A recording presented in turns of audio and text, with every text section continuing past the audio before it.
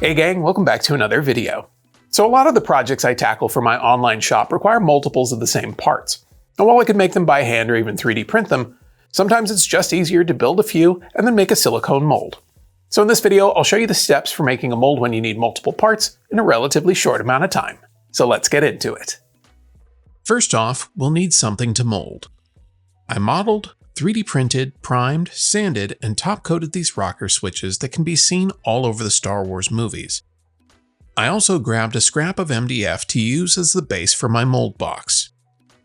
You can use a variety of materials for your mold box, like foam core or cardboard.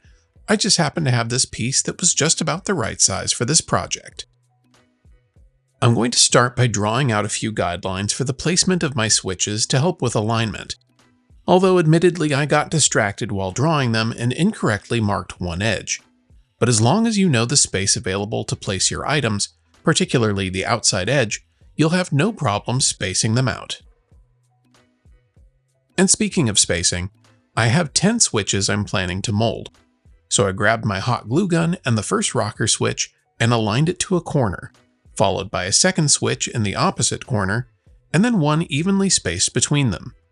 This helps to determine the spacing for the fourth and fifth switches, and while it may not be exact, it's even enough for my purposes. I'll repeat these same steps for the remaining switches, and then I can get to making the rest of my mold box. A quick note here, when gluing down any object, you'll want to do your best to create a barrier with your hot glue application to prevent the silicone from seeping underneath your parts. In my distraction, I didn't do this, and it will be a minor problem during the demolding process, so just a heads up should you ever tackle mold making on your own. To form the rest of the mold box, I cut some strips of cardboard and glued down my first piece, making sure to place one side in alignment with the outside edge of my base. This will allow me to more easily glue the walls against each other in a clockwise direction.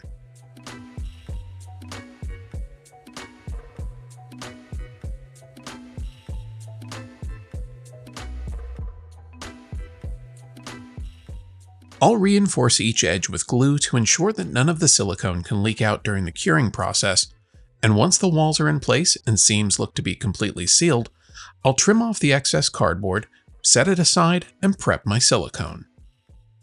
Pro tip: as a precaution, I like to keep my glue gun powered on and at the ready in the event that the mold box springs a leak. For this mold, because I'm using 3D printed parts that may have trace amounts of sulfur, which can inhibit the curing process, I'll be using tin cure silicone. Now, someone was impatient and didn't mix both parts of their silicone before attempting to empty them into a mixing container, but you'll want to make sure each part is stirred until the contents are combined before mixing equal parts in a graduated container. Thankfully, this silicone has a 30-minute working time, so I don't have to rush to get everything combined.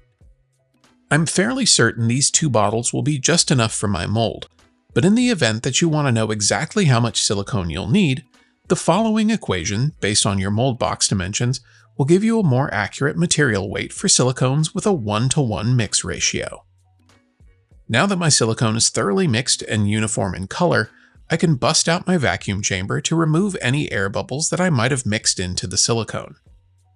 Because the cure time of this particular silicone is 6 hours, this is a bit of overkill, but I'd rather err on the side of caution and get as much of the air out of the silicone as possible to increase my odds of success.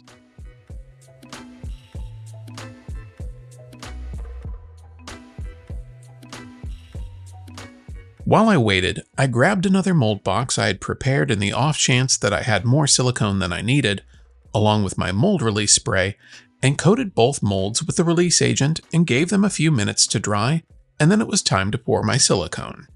But before I do that, I want to make sure that my surface is level. So I shimmed up my mold boxes with craft sticks, and then I could get to pouring. When pouring silicone into your mold, you want to aim for the lowest part of your mold box and for the stream of silicone to be as thin as possible. This will allow the silicone to find its level around the parts you're molding and encourage any remaining air bubbles to pop as they leave the container. I'll typically start on one side and move from corner to corner so that the silicone eventually meets in the middle, keeping in mind that I don't want to trap air anywhere in my mold box. You can often combat that by brushing on a thin coat of silicone in areas that may trap bubbles, or even use compressed air to force the material into crevices, while also pushing the bubbles out. That said, the 6-hour cure time of this silicone should be plenty of time for any small bubbles to make their way to the surface and for the details to get captured before it's completely set. But I like to stack the odds in my favor, especially when making molds. This ended up being slightly more than enough silicone for one mold, but not nearly enough for two. So I'll scrape down the sides of my container and get every last drop into my mold box, and then I can set it aside to fully cure for 6 hours at room temperature. 6 hours have passed and it's time to demold. I'll remove the cardboard wall so that I can get a good grip on the mold, and then we'll slowly start to pull it away from the rocker switches. As I mentioned, there's likely to be some silicone that's crept under the switches, since the hot glue creates a small gap between the part and the bottom of the mold box. But eventually the mold pulled away with minimal tearing, and I get my first look at it. Yep, I was right. Thankfully this mold is still very usable. I'll just need to trim away any of the excess silicone, and then I can get to making my first casting in my new mold. Whenever I use silicone molds, I like to coat them with baby powder since it acts as a release agent. It makes it easier to remove the parts, but also creates a capillary action by drawing the liquid resin into the tighter areas of my mold. And it doesn't require you to wash the castings before painting like spray-on mold releases do. So I'll dust the mold, blow out the excess, and then I can get to my first casting. For these switches, I'll be using a 2-part low-viscosity casting resin that's mixed in equal parts and cures in 7 to 10 minutes at room temperature, which means I can crank out 60 of these switches in about an hour, and that's a lot faster than 3D printing them or building each one by hand. The first time using a new mold comes with a lot of learning. Primarily, you'll learn just how much of your casting material each cavity can hold, and what's the best way to demold the parts once they've cured. Thankfully, this first casting, even with the flaws in my mold, produced 10 usable switches after minimal trimming and sanding the bottoms flat. So while it may look like a mess, it gets the job done, and that's the most important part. Now hopefully this helped to demystify the mold making process and show you that it's not quite as hard as you may have thought, and also that even the most experienced mold makers can sometimes run into problems. Well, that's going to do it for this one. Be sure to like and subscribe if you haven't already, but most importantly, go make something.